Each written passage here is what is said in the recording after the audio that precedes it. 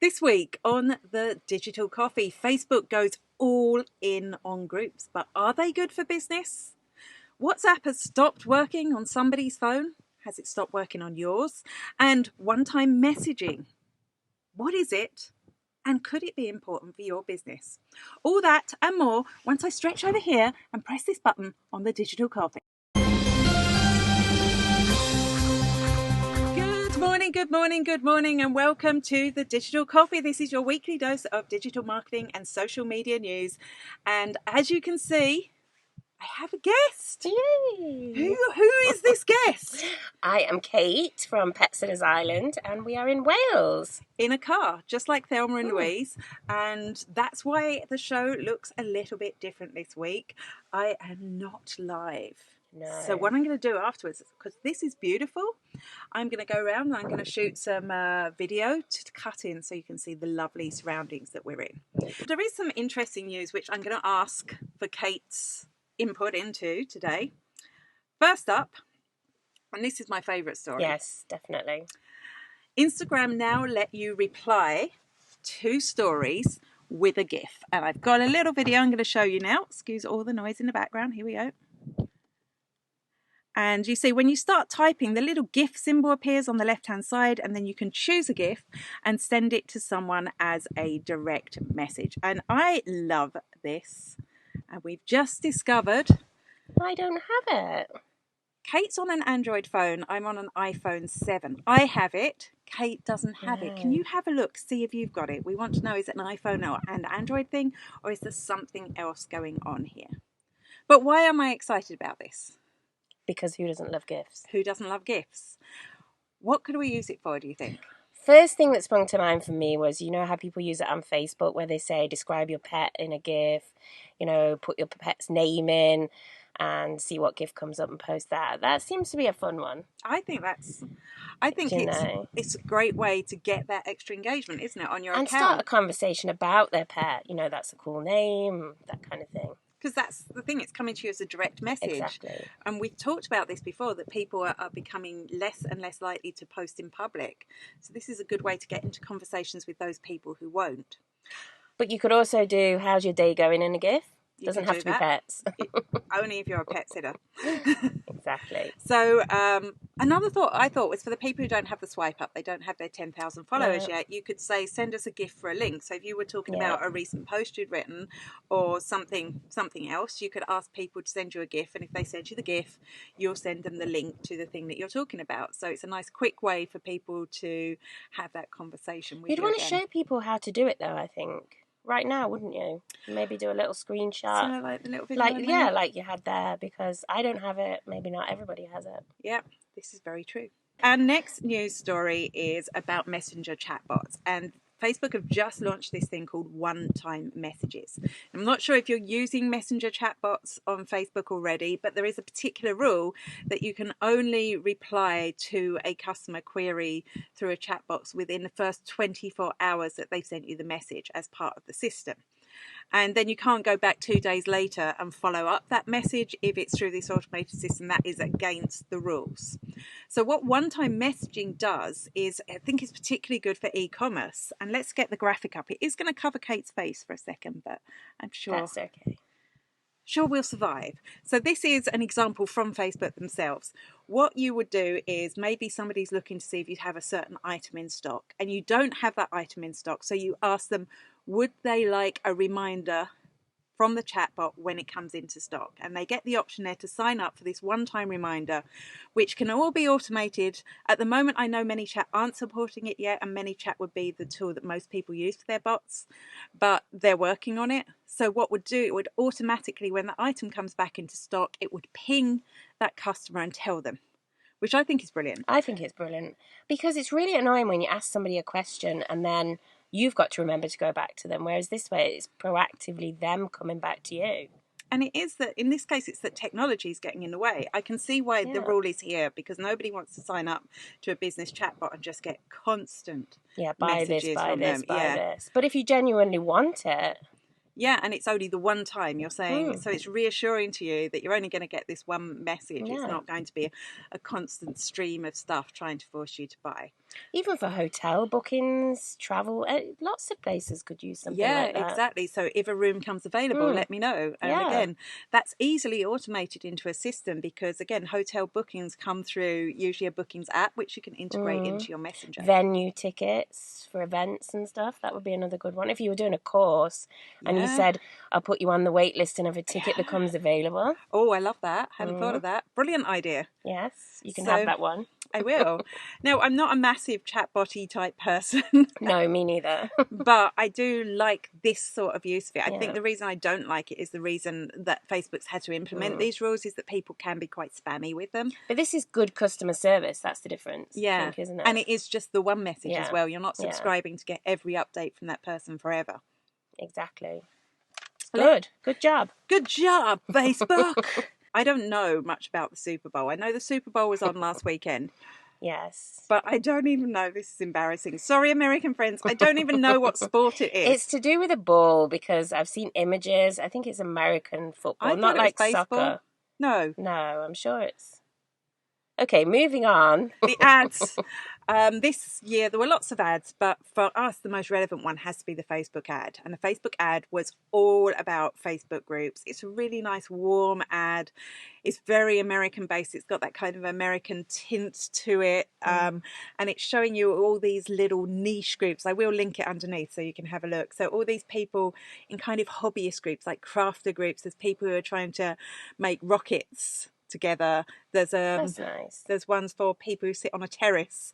It's like all these quirky little communities that have sprung up on Facebook. But of course, when this happens, marketers go mad. They're like, Facebook is all in on groups. Groups is everything. We should all be doing groups on Facebook. So I thought we should have a chat, really, about whether we should have a Facebook group. When would you join a Facebook group? Because I'm in a few. And I think we agreed earlier they're good for B2B. Definitely. What do you think?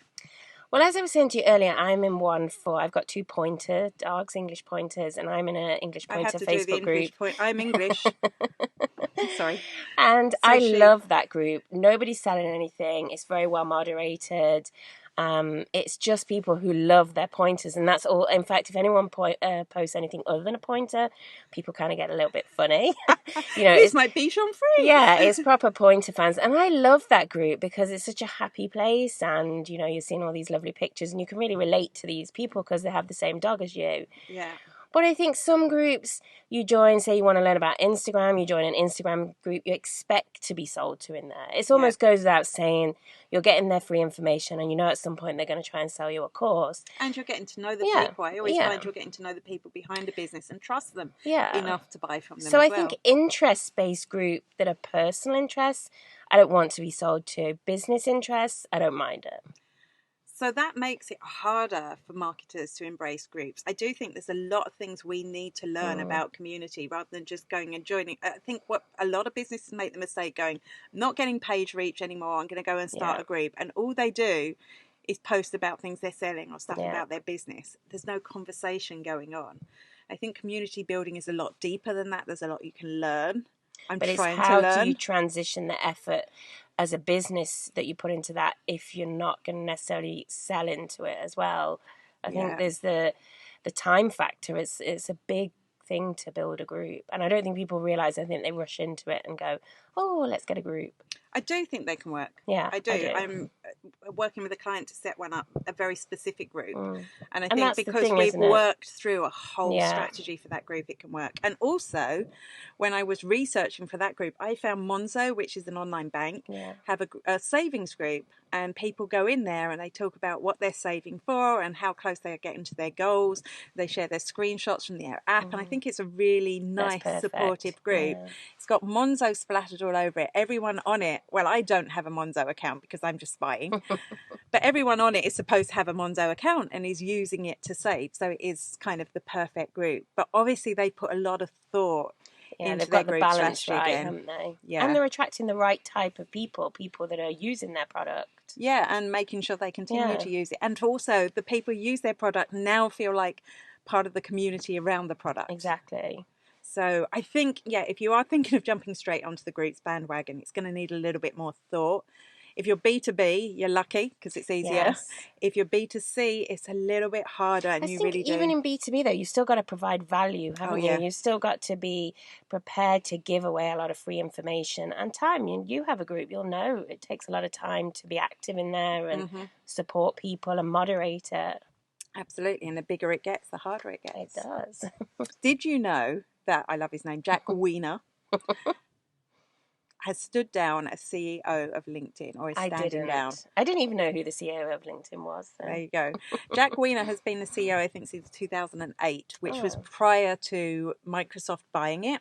And in 2016, it was bought by Microsoft. And Jeff Weiner has been there through the whole process. And I think you'll agree that it's got better since Microsoft bought it. So much. I mean, it used to be just a CV site, really, didn't it? Really boring, and people posting really boring. You'd fall asleep when you went there. And now it's very conversational. Really, it's almost like I was going to say a good Facebook, because the conversation is interesting. It's like a business Facebook. But there is more little personal. I know people don't want too much personal things in there, but I think we need to let our personalities in, and that's. I think there's a group of people that do want more personal stuff, and then there's the die-hard. We are a very serious network, we're just in our suit and being very serious. But I think, and what's interesting is when a CEO steps down, we always think it's because they've done something wrong, right? That was my initial thing. Oh no, what's going on with LinkedIn? Well, nothing, because their latest quarterly has shown that they've got more users, more engagement. It's all winning. But in this case, he's saying he's standing down because he wants to. He's still going to be a big part of the company, just not the CEO. He wants to do other things. So my one fear is that when he's not the CEO and somebody from Microsoft takes over, that they'll ruin it. That they'll be like the Facebook groups we were talking about, will suddenly become a spam fest of Microsoft. I think sometimes when people take over, they feel they have to do something new. Yeah. So they put their stamp on it. And is their new stamp going to be better or worse than what he's done? I mean, it could be better. Yeah. I think he's done a lot of good stuff, and he's been able to do a lot more good stuff with Microsoft, but what's going to happen next? Interesting, and it will be interesting to watch, as long as it doesn't just become you log in and it takes 5 minutes of a Microsoft ad to get in there. I think I think people would stop using it, wouldn't they? People still use Facebook. What is going on with Facebook ads? I don't know if you've seen any of these in your feed, but every now and then something pops up and it looks a little bit like this.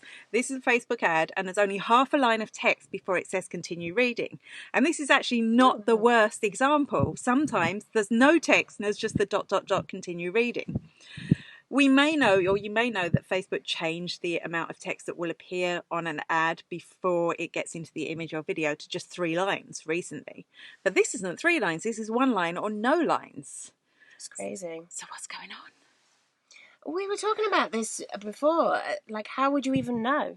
That's the thing. You will not know if your ads are doing this. So if you're seeing a drop off on your ads, it could be because sometimes they're showing it with no text. And that's a weird thing. I can see that same ad later on, it has its full 3 lines of text, or later on and it has the continue reading. I put it in a few groups to see if anyone knows what's going on. It just seems, it's not deliberate from Facebook, this one. It's a glitch. So should people make sure they have text on their image then?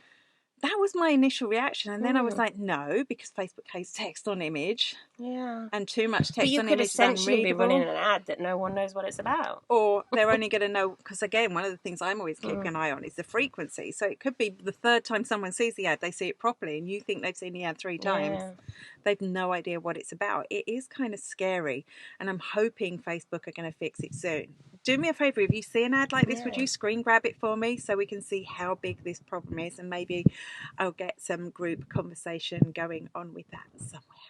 It's surprising, really, just to go back to that there isn't anywhere where you can see what other people see your ad. I know you can see in the preview when you place an ad. And you can see ads other companies are running, but it's always going to show you the proper preview, not the glitch. Yeah, exactly. Really so you bizarre. would never know.